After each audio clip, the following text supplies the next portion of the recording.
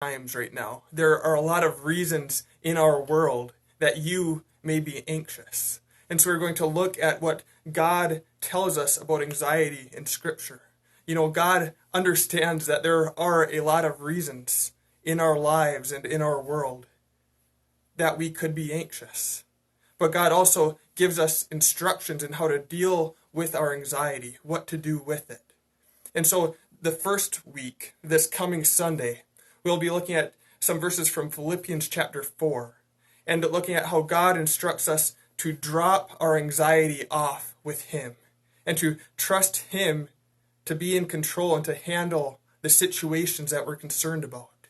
And that passage tells us that as we do so, then He gives us a peace that passes all understanding, a peace that doesn't really make sense, because God doesn't necessarily take all of our problems away, but we can have peace knowing that He is in control, and that we can have a peace that comes only from having a relationship with God through Jesus Christ.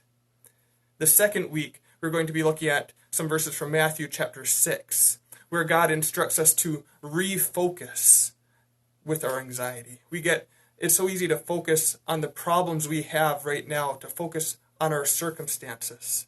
But God calls us to have a larger perspective, to seek first His kingdom and His righteousness, realizing that even when things are difficult here, that God is at work. He's doing good things. He's furthering His kingdom. And so as we are anxious about things in this world, we trust Him with them. And then we focus on how He is at work. He is accomplishing His purpose in all of this.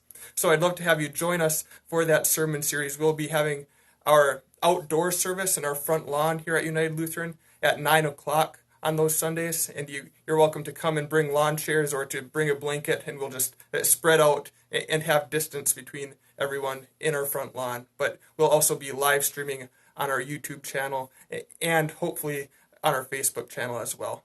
So thanks, and look forward to having you join us for those sermons.